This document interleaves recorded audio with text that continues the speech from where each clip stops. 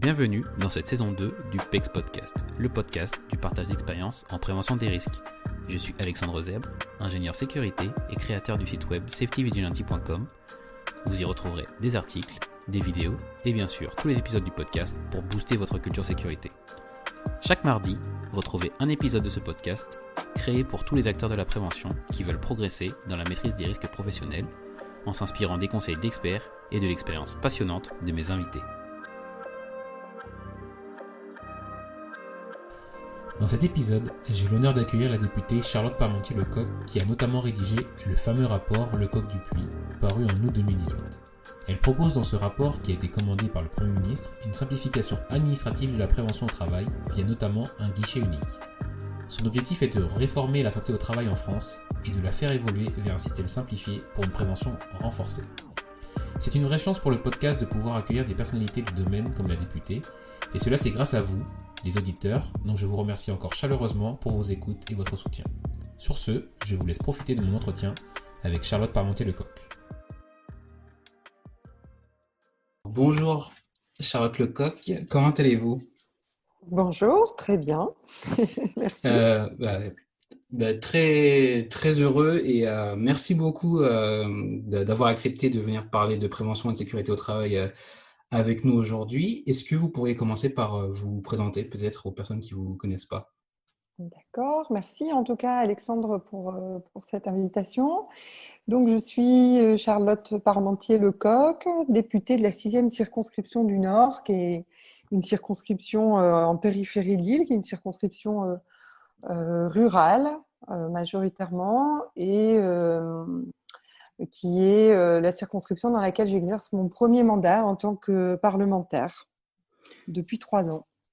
Très bien. Et est-ce que vous avez fait avant de devenir députée ? Alors auparavant, j'ai travaillé pendant 15 ans dans le privé.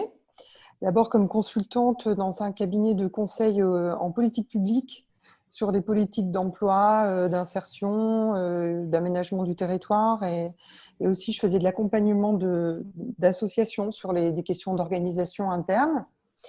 Et puis j'ai travaillé après dans un cabinet de conseil en management et notamment de management en prévention des risques. D'accord. Et enfin, j'ai créé mon cabinet conseil en 2008. Et jusqu'à ce que je sois députée, j'ai développé mon activité de conseil avec une équipe d'indépendants et avec 2 salariés pendant un moment. Donc voilà, j'étais beaucoup sur les questions de ressources humaines, de management, d'organisation du travail. Et également les démarches de prévention. Donc, c'était déjà des sujets, j'allais dire, D'accord. qui étaient un petit peu C'est ce que j'allais vous demander parce que, oui, je ne savais pas si c'était déjà un thème qui était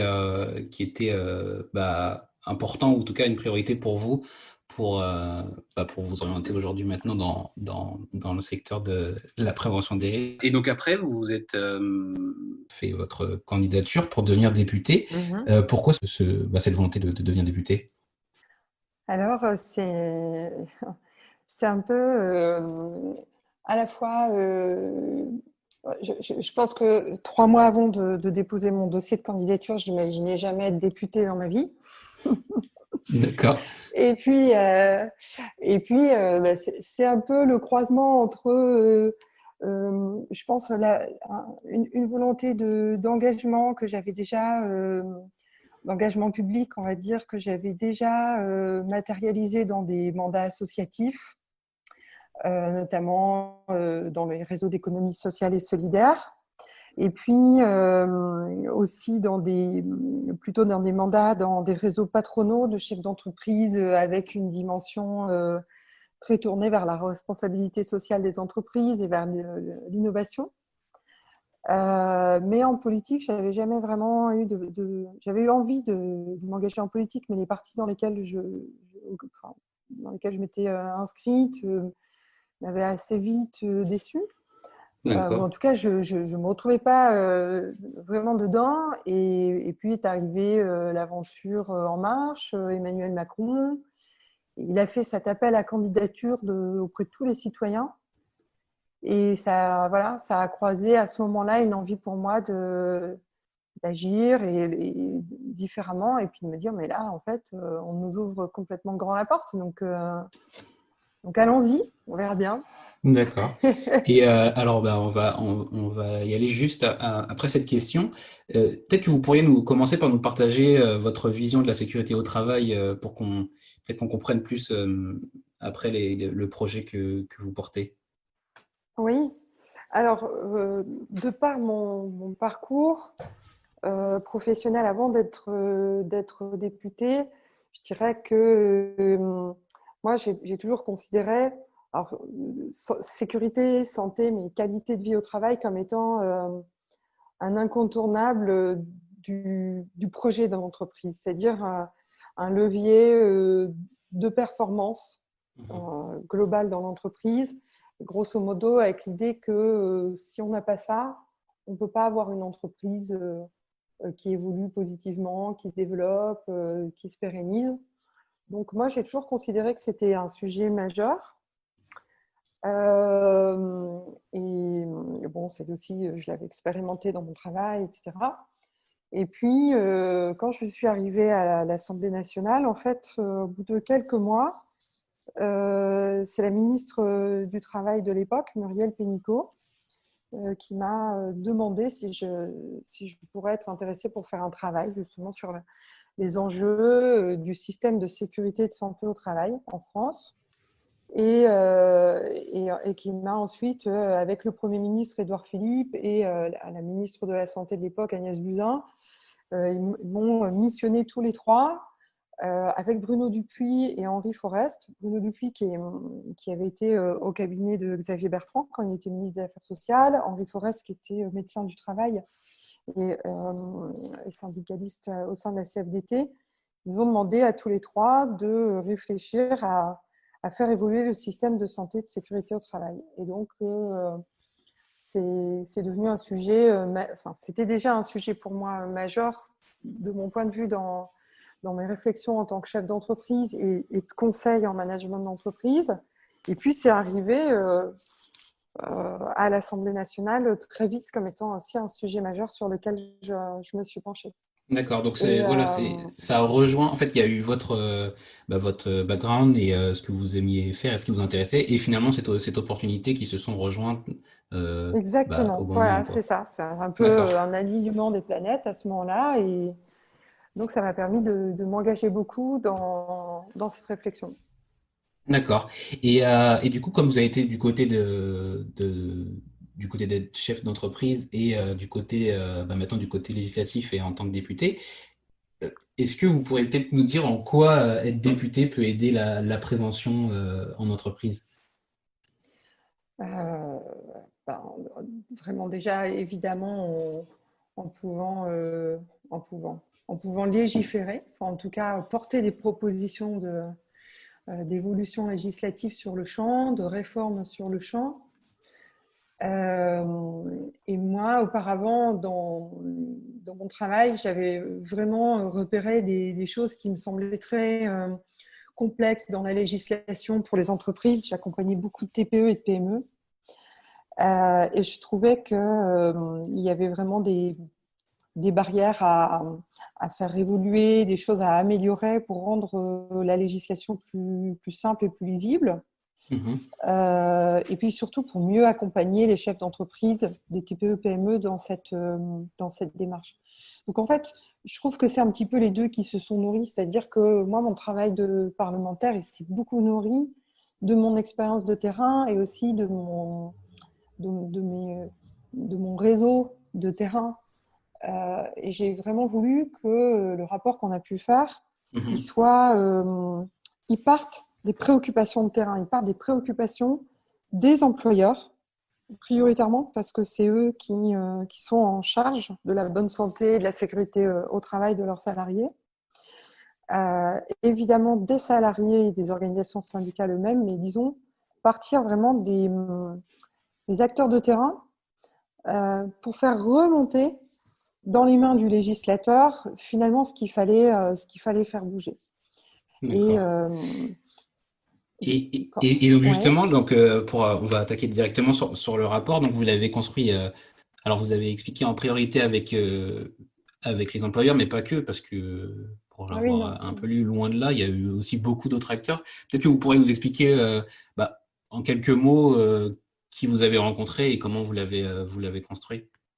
Oui, en fait, la démarche, ça a été de partir d'abord de groupes de travail participatifs qui mélangeaient des employeurs de TPE-PME, des acteurs de la prévention, des salariés, et puis de les écouter, en fait, de les écouter sur différentes questions autour mais vraiment des questions très pratiques, en fait.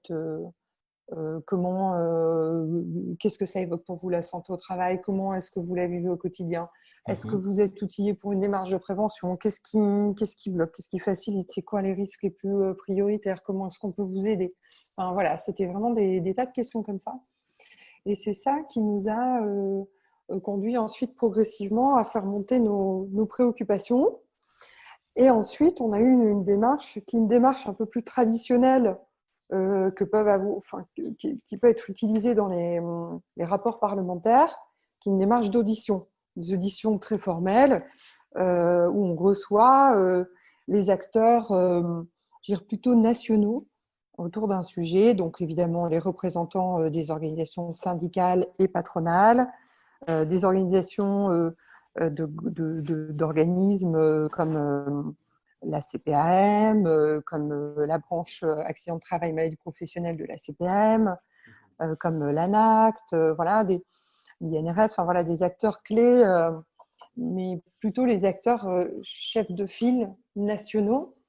Et puis, ce qu'on a fait, c'est qu'on leur a partagé finalement nos retours de terrain en leur disant, mais voilà, qu'est-ce que vous en pensez et comment est-ce qu'on répond à ces attentes.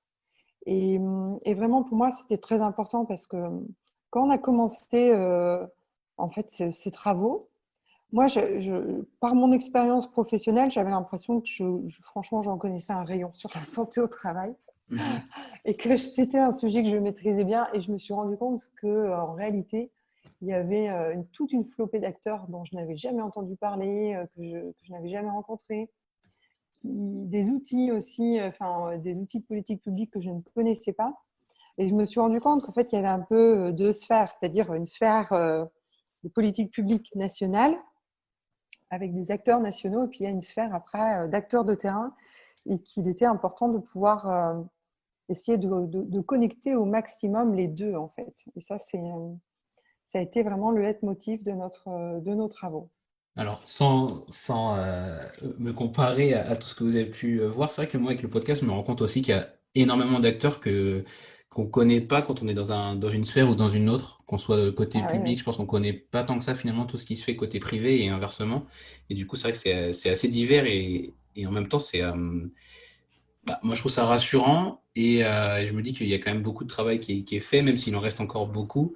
Et pour continuer sur les résultats du rapport, peut-être que vous pourriez nous expliquer ce que maintenant vous proposez et peut-être à quelle cadence vous voudriez que ça se mette en place. Alors, les choses ont été... euh,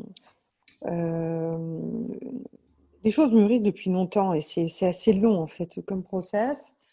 Enfin, en tout cas, le temps de l'entreprise n'est pas celui du temps du législateur, je dirais, où il y a vraiment euh, des écarts assez importants. Parce que le premier rapport, je l'ai rendu fin 2018, Mhm. avec des propositions qui étaient assez décoiffantes, on va dire, pour le terrain et pour les acteurs nationaux. Parce que moi, j'avais vraiment fait fi finalement de l'organisation actuelle en me disant, mon objectif, c'est de répondre aux demandes du terrain. Donc, on s'autorise tout, en fait, dans le scénario, et on avait proposé un scénario très intégré, très simplifié, qui rassemblait les acteurs de la prévention autour d'une même bannière pour avoir un guichet unique dans les territoires auprès des entreprises et que ce soit le plus simple, le plus lisible possible pour l'entreprise, qu'elle ait un interlocuteur et le salarié aussi dans cette structure qui réponde, enfin, qui étudie ses besoins et qui répondre à ses besoins, l'accompagne, lui apporte les outils, les formations, les services, les prestations, les visites médicales, etc., dont elle a besoin. Ce qui était voilà, notre proposition. C'est une proposition qui a beaucoup secoué, j'allais dire, le secteur, parce qu'elle était très loin de l'existant en termes d'organisation, parce qu'on a dans la santé au travail un nombre d'acteurs qui est très très important, avec chacun des prérogatives, mais aussi avec parfois des prérogatives qui se chevauchent, parfois des redondances, parfois un manque de synergie, parfois des trous dans la raquette où il n'y a pas de réponse pour les entreprises. Enfin, voilà. Et donc, on proposait une organisation tout à fait différente, plus tournée justement sur la réponse aux besoins de l'entreprise sur son territoire. Donc ça a amené pas mal de réflexions, de réactions, de critiques, de choses positives, de choses négatives, mais enfin, je dirais plutôt de beaucoup de réactions. En tout cas, ça a amené le secteur à beaucoup se réinterroger sur finalement, est-ce qu'il n'était pas un peu en train justement de s'éloigner de ce que peuvent attendre les entreprises et des attentes des salariés. Et ça les a amenés à se questionner. Et puis, il y a eu la demande de la ministre aux partenaires sociaux de se réunir et de se mettre d'accord en fait, sur des orientations à partir de mon rapport, mais d'autres rapports aussi qui avaient été proposés pour trouver les tenants et les aboutissants d'une nouvelle réforme de santé au travail. Et en fait, cette négociation, elle n'a pas abouti. Elle a échoué, c'est-à-dire qu'il n'y a pas eu d'accord. Et donc, le sujet est resté un petit peu en flottement. Et ça, c'est des situations qui sont très, très compliquées parce que pour les acteurs de terrain qui ont vu que, tiens, on s'intéressait à eux, à leur travail, à leur fonctionnement et qu'on se préparait à faire une réforme, qu'on les sollicitait là-dessus, pouf, ils voient que tout à coup, les choses s'arrêtent, il ne se passe plus rien, on ne comprend pas trop. Et moi, j'ai continué à beaucoup, beaucoup porter le sujet parce que pour moi, on ne pouvait pas s'arrêter là. C'est un enjeu trop important pour le lâcher. Et en parallèle, le Premier ministre m'avait commandé une nouvelle mission, cette fois-ci sur la santé au travail dans la fonction publique, puisque le premier travail était sur le champ du privé. Et on a eu énormément de remontées du secteur de la fonction publique où, vraiment, en termes de santé, de sécurité au travail, il y a beaucoup de lacunes et beaucoup de choses encore à faire, même s'il y a eu des progrès également. Et on a bien senti que sur le terrain, il y avait beaucoup d'attentes, en fait. Beaucoup d'attentes des agents, beaucoup d'attentes des salariés par rapport à la prise en compte de leur santé, de leur bien-être, de leur qualité de vie au travail. Et aussi des entreprises à pouvoir un peu s'y retrouver dans tout ça et être mieux accompagnées. Donc tout ça a continué ensuite de mûrir, mais difficilement, lentement, dans des négociations qui étaient assez complexes aussi au niveau des partenaires sociaux. Et finalement, à force de tenir le sujet, de continuer les travaux, d'échanger, et puis avec la volonté quand même politique d'autres collègues, du gouvernement, je suis revenue sur la table avec un deuxième round de négociations qui a même été impulsé par les partenaires sociaux eux-mêmes, en se disant il faut quand même qu'on avance, quoi. Même si on a échoué une première fois, il faut quand même qu'on avance. Et ils ont relancé leurs négociations. Et ensuite est arrivé le Covid. Oui. Ils avaient démarré leur nouvelle négociation. Est arrivé le Covid, le confinement, les difficultés, le désemparement des entreprises, à savoir est-ce qu'on y va, est-ce qu'on n'y va pas, est-ce qu'on travaille, comment, qu'est-ce qu'on fait, comment est-ce qu'on protège nos salariés. Et ils ont eu pour ça des réponses très différentes d'un territoire à un autre, avec dans de nombreux cas des services de santé au travail qui se sont fermés, qui n'ont pas accompagné, qui n'ont pas vu la nécessité d'accompagner les entreprises à ce moment-là. Et ça a vraiment remis en exergue à quel point on avait vraiment besoin de remettre notre système de santé au travail en réflexion et en réforme, parce que on ne pouvait pas admettre que dans un temps comme celui-là, on n'ait pas des acteurs qui soient tous au rendez-vous. Mais vraiment, je ne veux pas leur jeter la pierre parce que je pense que c'est une situation inédite et puis que C'est sûr. tout le monde n'a pas réagi comme ça. Mais il fallait qu'ils soient au rendez-vous pour à un moment où véritablement la question de la santé avait complètement pénétré l'entreprise. Ouais, c'est sûr. Et donc, du coup, là, ça a été reporté. Bon, c'est vrai que la situation, elle vient de changer aussi récemment, mais ça a été reporté du fait du Covid. Mais pour autant, la réforme, elle est pas tuée dans l'œuf. Enfin, je veux dire, les débats vont quand même reprendre. Ah oui, ça a complètement, au contraire, mis un coup d'accélérateur, puisque après la sortie de confinement, les partenaires sociaux ont repris leurs travaux et les parlementaires ont été très, très interpellés sur le terrain par les entreprises, les employeurs qui se posaient beaucoup de questions, par les acteurs de la santé au travail.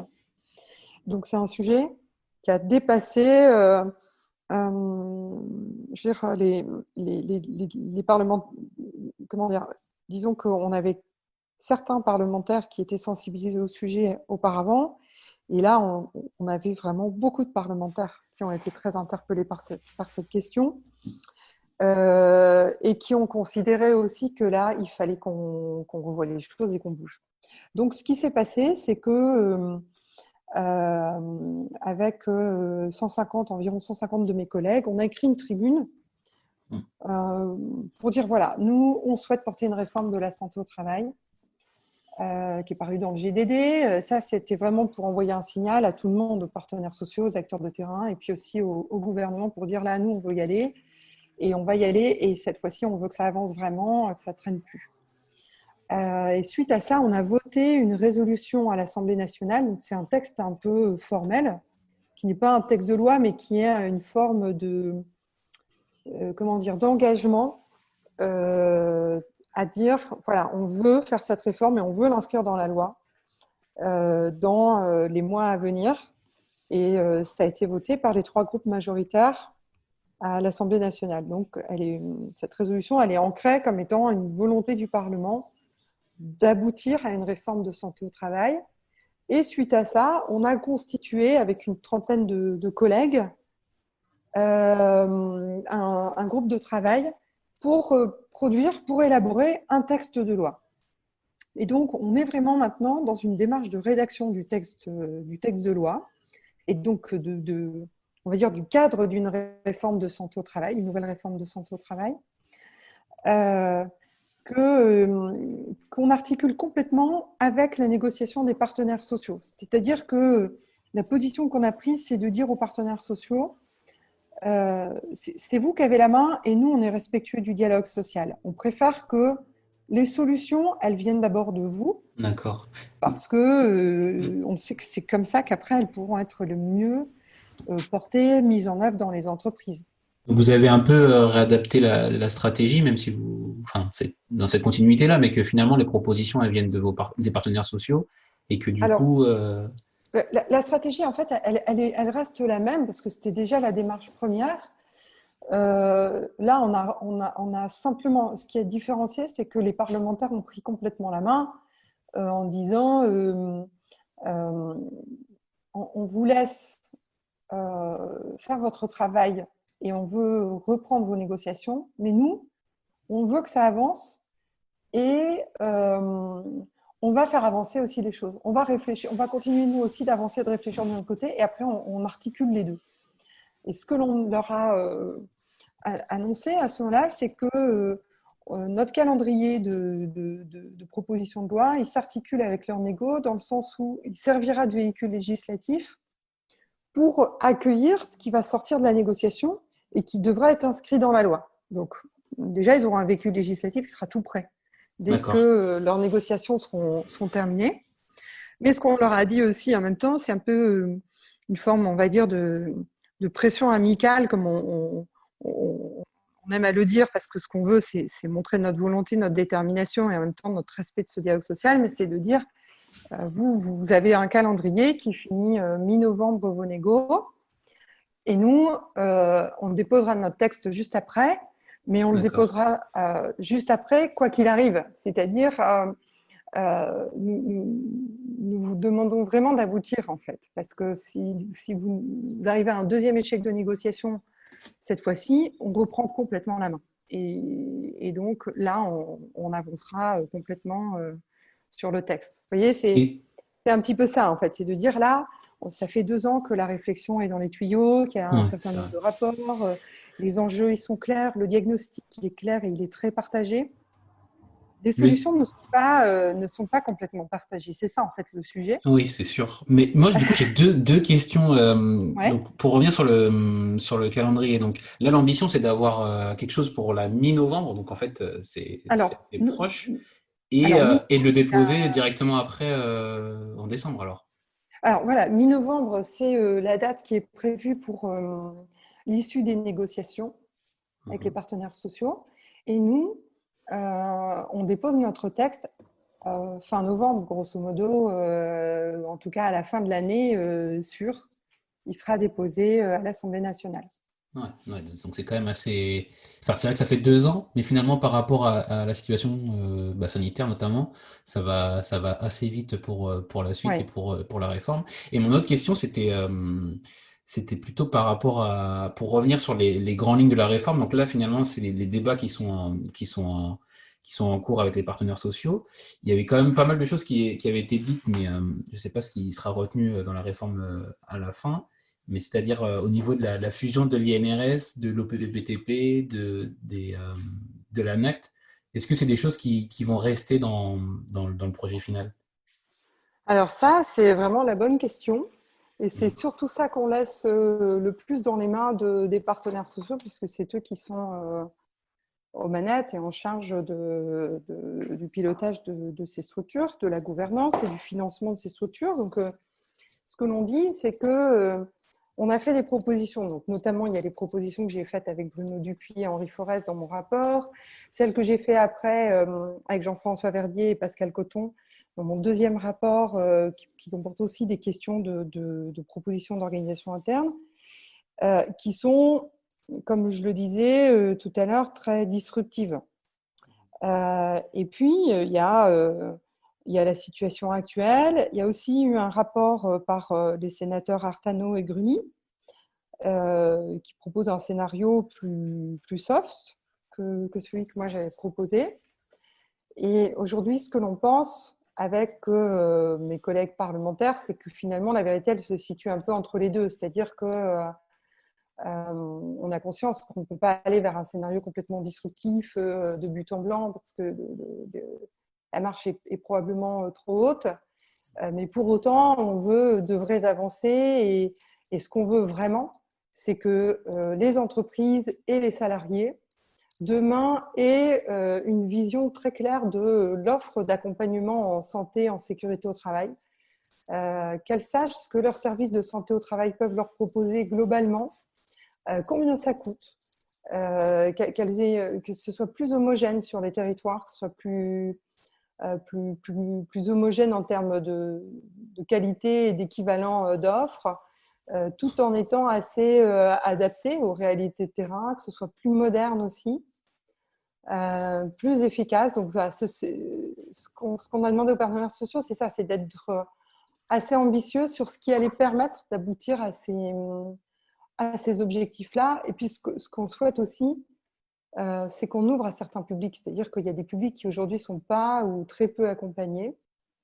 Et il nous semble indispensable que demain, ils le soient. Je pense par exemple aux chefs d'entreprise qui aujourd'hui n'ont pas du tout de suivi en santé au travail. C'est vrai, ça Euh, m'étonne pas. et on pense que ça, c'est un vrai point faible du système parce que le chef d'entreprise de la TPE-PME, il est soumis à énormément de risques et que si lui, à un moment donné, il rencontre des difficultés sur ce plan-là, c'est toute l'entreprise et ses emplois qui sont menacés. Donc, il y a un vrai enjeu autour de ça, mais plus largement autour des travailleurs indépendants, autour de publics comme les employés à domicile, les employés des particuliers employeurs, les intérimaires. Enfin, voilà, il y a un certain nombre d'acteurs finalement aujourd'hui qui ne sont pas ou peu suivis.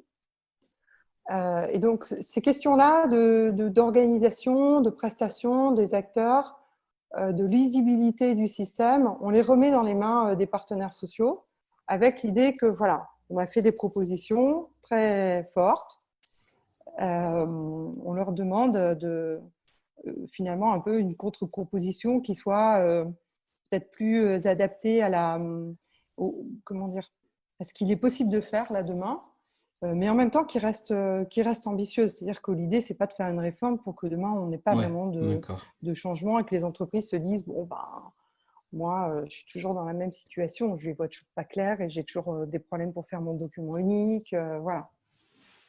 Ok. Et alors du coup, pour continuer sur le sujet de la sécurité au travail, j'avais une question. C'est presque un attrait que moi je me demande comment ça se passe dans l'hémicycle. Comment vous faites pour défendre les sujets de sécurité au travail face à d'autres députés? Enfin, dans le sens où j'ai l'impression que même, enfin, vous faites partie de la majorité, mais j'ai l'impression que c'est pas forcément un sujet qui est peut-être prioritaire dans le calendrier législatif. Et il y a déjà beaucoup de sujets qui sont très importants, bien sûr. Mais comment finalement on fait pour faire passer ce sujet-là en priorité et le faire, enfin, et le défendre tout simplement? Il faut qu'à un moment donné, un sujet pour qu'il émerge à l'Assemblée nationale, il faut qu'il corresponde à une vraie réalité de terrain, à une vraie préoccupation sur le terrain. Et il y en a énormément, en fait, des sujets comme Mm. ceux-là. Et c'est vrai que nous, les parlementaires, on est sollicités sur un panorama de thèmes qui sont extrêmement nombreux et variés. Donc après, ce qui va être déterminant, c'est si le sujet il vit vraiment sur le terrain et que les députés sont très sollicités. Et ça a été le cas, en fait, avec la santé au travail et notamment avec la crise Covid qui a poussé complètement le sujet sur le devant de la scène et qui a emmené les députés, des députés qui étaient peut-être plus loin du sujet, de prendre conscience de l'enjeu, en fait. De l'enjeu parce que finalement, on s'est rendu compte au moment du confinement et puis après, évidemment, du déconfinement, que si on voulait que notre activité économique puisse continuer de tourner, il fallait qu'on ait des vraies réponses en matière de santé au travail, de protection des salariés. Et quand on tire un peu cette ficelle, il y avait plein d'autres ficelles autour. C'est demain, s'il y a de nouveaux risques, comment est-ce qu'on fait? Et il y a plein de risques qu'on n'a peut-être pas encore identifiés. Enfin, je veux dire, il y a 6 mois, personne n'aurait imaginé un virus mondial s'abattant sur la planète et mettant en cause le fonctionnement de toutes les entreprises de la Terre. Donc, il y a ça a fait prendre conscience que si on n'anticipe pas mieux les risques et si on ne se prépare pas à y répondre quand ils se présentent à nous, on va se retrouver dans des situations très complexes, voire insolubles, voire dangereuses pour notre économie, mais aussi plus globalement pour la poursuite de notre vie telle qu'on la connaît aujourd'hui. Donc, l'enjeu, il est vraiment devenu prépondérant, en fait, de prise en compte de l'anticipation des risques. Et puis, il y a quand même un courant aussi qui progresse beaucoup de manière générale en santé, c'est la question de la prévention. Oui. On a un système en France qui est très tourné vers la réparation, c'est-à-dire qu'on est très bon. S'il nous arrive quelque chose en France, voilà, on est pris en charge, on est soigné, on est indemnisé. On a un système de réparation comparativement à ce qu'on peut voir dans d'autres pays qui est très, très outillé, très fort, très puissant. Et c'est très bien et c'est tant mieux parce que, c'est-à-dire que si vous arrive un pépin, on l'accompagne, on ne vous laisse pas seul. Il y a plein de filets de sécurité et d'accompagnement. Mais évidemment, petit à petit, on s'est rendu compte depuis des décennies que le mieux, c'est quand même d'anticiper les choses et de faire en sorte que le risque ne se produise pas. Donc ces démarches de prévention, elles deviennent de plus en plus fortes dans l'esprit des politiques publiques de se dire il faut qu'on qu'on évite en fait les maladies, qu'on évite les risques. Par exemple, qu'on fasse des campagnes de vaccination pour éviter que les personnes soient malades, qu'on fasse des campagnes anti-tabac pour éviter que les personnes ne fument et qu'ensuite elles aient des cancers. Voilà, qu'on fasse du sport santé, du sport, parce que le sport, ça lutte contre les maladies cardiovasculaires, les troubles musculo-squelettiques, etc. Et donc, on a un système de santé qui est en train de basculer vers la prévention, mais toute la difficulté, c'est de financer d'un côté la réparation, qui représente un coût très important dans notre pays, et de l'autre côté, la prévention. Et donc, cette bascule, elle se fait quand même difficilement, lentement. Elle nécessite une forte volonté politique, mais je dirais que ça, c'est quand même un leitmotiv qui est assez porté, et notamment au sein de la majorité, mais pas seulement. Je veux dire, bon nombre de députés de tous les bancs, aux affaires sociales en particulier, sont très, très clairement porteurs de ça, souhaitent qu'on soit plus dans l'anticipation en matière de santé. Donc, en santé au travail, ça se vérifie également.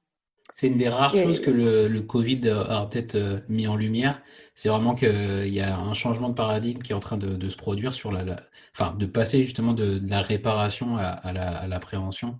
Et ouais, oui, peut-être qu'on pourra alors c'était en déjà tirer. quelque chose qui était complètement, j'allais dire, engagé et qui mûrissait.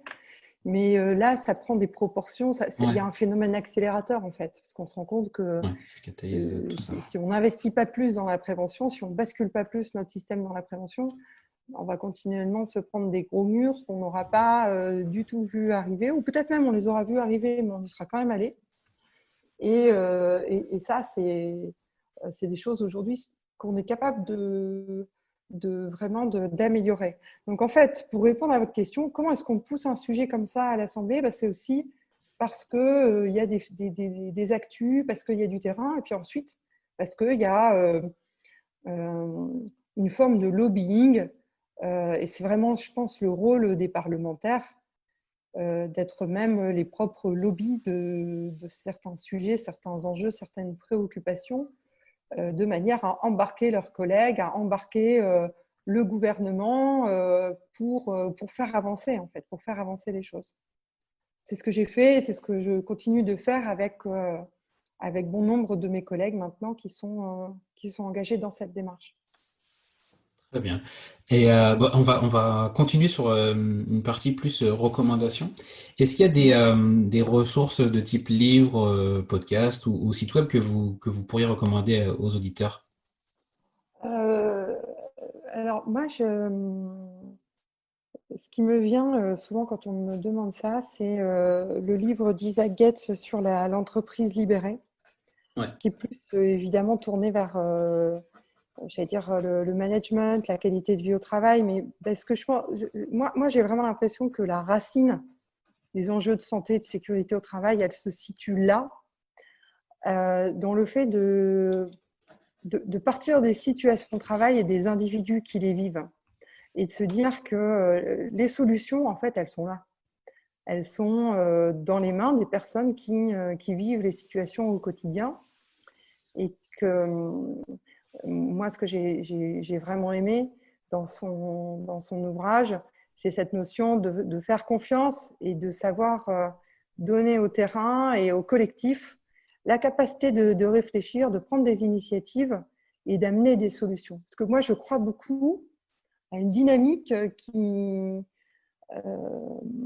qui avance, j'allais dire, par la preuve et non pas par la coercition. Et en fait, nos politiques de santé et de sécurité au travail, elles ont toujours avancé sous la contrainte juridique, le risque pénal, le risque ouais, c'est financier, vrai. et suite à des événements Ouais. type Tragique, ouais. crise amiante, la Ouais. crise de France Télécom, et puis là, ça va être la crise Covid qui va booster aussi le sujet. Mais euh, la santé et la sécurité au travail, c'est un sujet qu'on peut vraiment faire vivre de façon positive par la preuve sur le terrain que ça marche et que ça marche quand on regarde les situations de travail, quand on regarde l'organisation du travail. Et c'est ça, je trouve, qu'il envoie vraiment comme message. Le manager, en fait, il faut qu'il soit un facilitateur. Il doit aider ses équipes à résoudre ses problèmes Et c'est comme ça qu'on crée des dynamiques positives et que finalement, on peut après aboutir à un système dans une logique d'amélioration continue qui progressivement continue de réduire les risques et d'améliorer la qualité de vie au travail parce que par ailleurs, on y trouve du sens, parce qu'on a la main, parce qu'on se sent responsable, on se sent engagé. Et puis, il y a aussi un outil de l'ANACT que j'aime beaucoup, qui est le C2R. Donc, c'est contrainte ressources. Tiens, je ne sais plus le deuxième R ce qu'il veut dire, mais disons que la logique de cet outil, c'est de regarder dans une situation de travail quels sont les facteurs de contrainte auxquels l'individu ou le collectif dans une situation de travail sont exposés et quels sont les facteurs de ressources qu'on peut lui mettre en face. Et là-dessus, il faut trouver une forme d'équilibre parce qu'il y a des contraintes qui sont inhérentes de toute façon à certains métiers, à certaines situations de travail, donc il faut faire avec, mais il faut équilibrer avec des ressources et ce sont ces équilibres qui permettent ensuite de résoudre les situations. Donc je trouve que ça s'allie bien avec cette logique de libérer finalement, libérer l'entreprise, libérer les énergies et les bonnes idées. Donc D'accord. moi, je crois beaucoup à ça et c'est quelque chose qui m'imprègne beaucoup dans l'esprit. Je voudrais qu'on puisse diffuser dans cette réforme.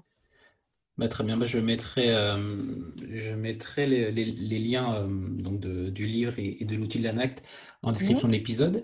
Également, est-ce qu'il y a une innovation en prévention des risques qui a retenu votre attention ces derniers temps? Alors moi, ce que j'ai beaucoup aimé, c'est ce que j'ai pu voir dans la ville de Poissy, euh, où le maire Carl Olive a mis en place en fait une politique avec ses équipes, avec ses adjoints et son conseil municipal, une politique qui est très tournée vers le sport, le sport santé et le bien-être au travail. Et donc, il a permis finalement à ces agents, donc les agents de la ville, de pouvoir pratiquer un sport dans leur temps de travail et sur leur lieu de travail. Et je trouve que moi, c'est une expérience qui m'a vraiment beaucoup plu et dont je parle souvent parce que j'aimerais vraiment qu'elle puisse se diffuser à de nombreuses échelles, puisque l'idée, c'est qu'en fait, les personnes puissent aller à la piscine ou faire des activités sportives qui sont organisées, mises en œuvre par les éducateurs sportifs de la commune. Donc, ce sont des collègues qui animent pour leurs collègues. Et en fait, cette démarche, bien sûr, il y a tous les aspects positifs de la pratique du sport, du fait que à travers ça, les personnes se sentent mieux dans leur corps, dans leur tête, en termes de stress, etc. Pratiquent un sport qu'elles n'auraient peut-être pas pratiqué parce qu'on a peut-être moins envie le soir, notamment en région parisienne, de reprendre le métro, etc. pour faire du sport. Donc là, c'est sur le temps de travail, donc tout est facilité. Mais surtout, ce qui est vraiment génial dans cette démarche, c'est le fait que ça a permis de beaucoup décloisonner. Parce que des gens qui travaillent ensemble, mais dans des services différents et cloisonnés, se sont retrouvés sur des lieux sportifs. Et ça a complètement déverrouillé le cloisonnement entre certains services. Parce que un tel de tel service, on le connaît parce qu'on a fait 2 heures de natation avec lui, donc il me demande un service, paf, je le fais. Et moi, j'ai trouvé que ça, c'était vraiment une démarche très positive. Vraiment, je tiens beaucoup à ça, en fait, à ce que on montre que c'est positif, en fait, que c'est un vrai levier de performance d'aller sur la santé, la sécurité au travail. Et ça a été une expérience qui m'a beaucoup frappée, qui a fait énormément baisser l'absentéisme dans cette commune, parmi ses agents. Et puis, il y a aussi une expérience du centre hospitalier de Rouen avec les clusters de qualité de vie au travail qui ont été développés avec l'ARS et l'ARACT local. Où là, c'était vraiment aussi l'idée qu'on part des situations de travail, encore une fois, puis on regarde en fait le petit caillou dans la chaussure qui embête les agents hospitaliers. Et on sait aujourd'hui à quel point à l'hôpital, parfois les situations sont très dures. L'éventail des risques auxquels sont exposés les agents hospitaliers et aussi de souffrance au travail qu'ils peuvent vivre encore plus en cette période. Et là, là encore, des espaces de dialogue collectif où on regarde finalement un problème, on regarde les solutions qu'on peut mettre en œuvre et c'est le terrain qui décide les solutions et le management qui apporte les ressources pour pouvoir mettre en œuvre ces solutions, ça a également produit des résultats très forts. Et en fait, quand on rentre par l'angle organisation du travail, qualité de vie, bien-être au travail, véritablement, on trouve des impacts en matière de santé et de sécurité pour les salariés, mais aussi de qualité de service et de performance globale de l'entreprise ou du service. Donc moi, c'est ça qui m'a le plus marqué et que j'aimerais qu'on puisse insuffler vraiment dans cette réforme. D'accord, très bien. Écoutez, il ne nous reste plus beaucoup de temps, donc je vais terminer par la question que je pose à tous les invités. C'est quel conseil vous auriez pour la jeune Charlotte Lecoq qui débutait dans la vie active? Alors, moi, ce que mon parcours me dit, et finalement, je pense que j'y ai toujours un peu cru au fond de moi, c'est que faut se mettre zéro barrière. C'est-à-dire que quand on a un projet, une envie, il faut y aller à fond, il faut y croire. Et les barrières, petit à petit, elles se lèvent. Et parfois, même si vous allez en direction de quelque chose, de toutes vos forces, peut-être vous n'allez pas atteindre votre objectif, mais il y a d'autres portes qui vont s'ouvrir auxquelles vous n'avez peut-être pas pensé. Donc ça, c'est un message aussi que j'aime bien faire passer aux jeunes que je rencontre dans mon activité, c'est de dire, voilà, il faut croire en vos convictions, en vos projets et ne pas se mettre de barrières. Et puis aussi, savoir que Rome ne s'est pas fait en un jour. Et ça, c'est quelque chose que je vérifie quand même assez souvent dans mon travail actuel, parce que comme je vous disais, le rythme législatif, tout ça, il est beaucoup plus long, moins instantané que le rythme de terrain, le rythme de l'entreprise. Mais pour autant, voilà, il ne faut rien lâcher, il faut poursuivre ses objectifs. Et puis voilà, je pense que la vie est faite de plein de belles surprises et d'aboutissements aussi, parfois pas attendus, mais d'aboutissements réels et riches. Très bien. Écoutez, Charlotte Lecoq, je vous remercie beaucoup pour cet échange et écoutez, j'espère à très vite. Merci beaucoup Alexandre, merci. Merci d'avoir écouté le PEX jusqu'au bout. Si cet épisode vous a plu, n'oubliez pas de le partager autour de vous et si vous trouvez 5 petites minutes, de mettre une note 5 étoiles ainsi qu'un commentaire sur Apple Podcast. Ça m'aide beaucoup pour remonter dans les classements. Vous pouvez également remercier directement l'invité en le retrouvant sur ses réseaux sociaux. À la semaine prochaine!